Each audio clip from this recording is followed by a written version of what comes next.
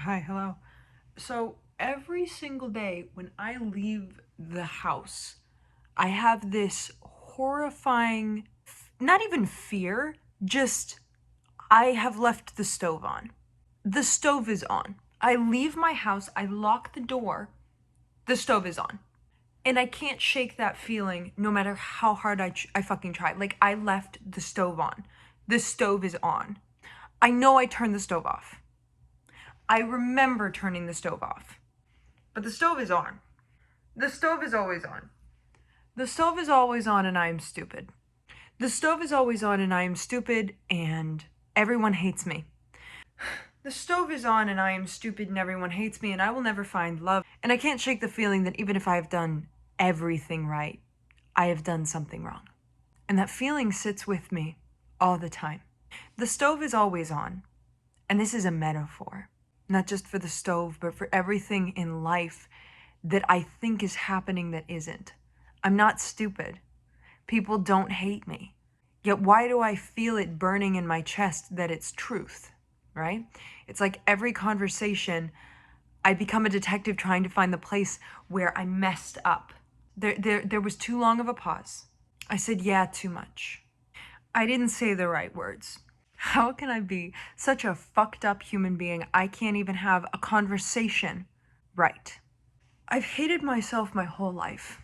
And not just for the moments that I made big mistakes, but also for the moments that I was perfectly normal. And I am hypercritical of myself to the point that I am unaware of how to function, right? Because before I even complete a simple task like washing the dishes, I get this voice in my head that says, "You're gonna do it wrong." Before I wash my face, there's this voice that says, "Is that cleanser actually good for you? Do you even know what the ingredients mean?" I second guess myself so much that this voice in my head might as well be another person standing next to me. It's as loud and critical as another person. Yet my brain carries the weight of both me and my critic, and I have neck pain under the weight of who I am and the one that holds me back. Inner critics. We all have them. And as much as we don't want to believe it at one time, they had a purpose. Let me run this for you. At least for me, with a highly critical mother and being in a highly critical ballet environment, I quite literally, during that time of my life, had to double check everything I did to make sure that it fell under their standards. And that was for safety, for survival. There was a time when I had to make sure others were comfortable with what I said, how I looked, what I did. I was a Barbie doll in their world. And there was nothing I could do about that at the time. And I'm guessing that it's the same for most people with an inner critic. That it served as a sense of safety over hypercritical people. The critical people took up space in your brain, moved in, and sat in your head, taking up space from you. You don't have these unrealistic expectations on yourself. You don't have this weird second guessing of yourself. Someone taught you to second guess yourself and to question everything you do, not in a self-improvement way, but in a "you're not good enough" way. Because the voice that is loud and distinct, that it could be a separate person, it is. It was my mother. It was my ballet teachers living in my mind, but I'm not there anymore. So how do I make it fucking stop? Why is the stove always fucking on? You know what I'm gonna do?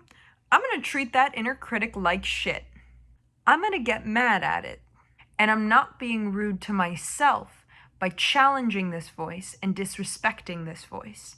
I'm standing up to those who held me back and controlled me.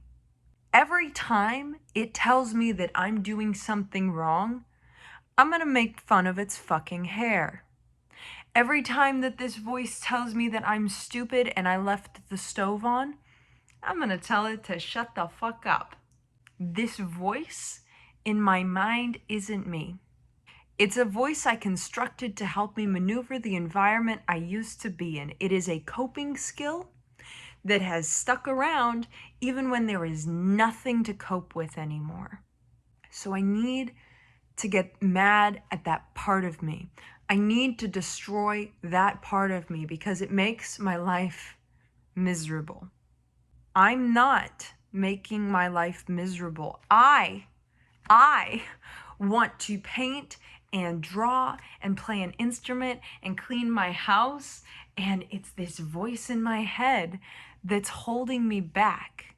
So I need to get mad at it and live my fucking life. Fuck off, motherfucker.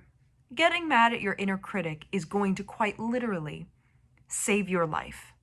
The more you can separate you from that voice, the less power it has. It's a parasite. It's nothing. But if you let it become a part of you and your personality, that's when you have a problem. But I walk around every day thinking that the stove is on, convinced that I have made a mistake that is going to ruin my life.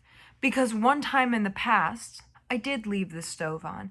I did make mistakes, and those around me never let me hear the end of it. So I learned that mistakes are met with extreme repercussions and consequences. The stove is always on, and I let the weight of that memory haunt me, and so the stove is always fucking on. To this day, it's always on, and I'm always a failure. We did this in eating disorder treatment also. We gave that voice in our head a name, the one that told us not to eat, and we had to constantly tell it to fuck off. Fuck off, I want to live. So that's the phrase that saved my life. Fuck off, I want to live. And every time something comes into my mind that tries to stop me from living my fucking best life, fuck off, I want to live. And I encourage you to do the same. Because I tell the negative people in my life to fuck off. I cut people off if I've had enough, but they leave these souvenirs in my head that I want out of me. I don't know if our inner critic will ever leave. And here's the thing, you can't get rid of your inner critic fully. Because personally, sometimes the inner critic can be good. It can push you to do better. It can help you think twice before doing something. It can help you create yourself to be the best you can be. It can give you hope and dedication to go farther because you are reevaluating what you are doing. You are being critical of yourself, which is a good thing. It's like a second draft of an essay is always better than the first, and then the third draft is better than the second. That's what the inner critic does. It goes back through, it grammar checks, it spell checks what you're doing and who you are, and you come out the other side better. But this is a topic for another video. This is a topic for another time. This is for all the people that have this voice in their head that tells them that the stove is always on, and no one loves them, and everything is awful, and nothing will ever get better, and everything is horrible, and everything is awful. And there's just this phrase that keeps playing over and over and over and over. Tell that to fuck off, because the inner critic can hurt you and your brain. Because that phrase that you're hearing over and over and over is someone else's projection that they put inside you. Someone else's poison that they put inside you. Tell it to fuck off. Fuck off.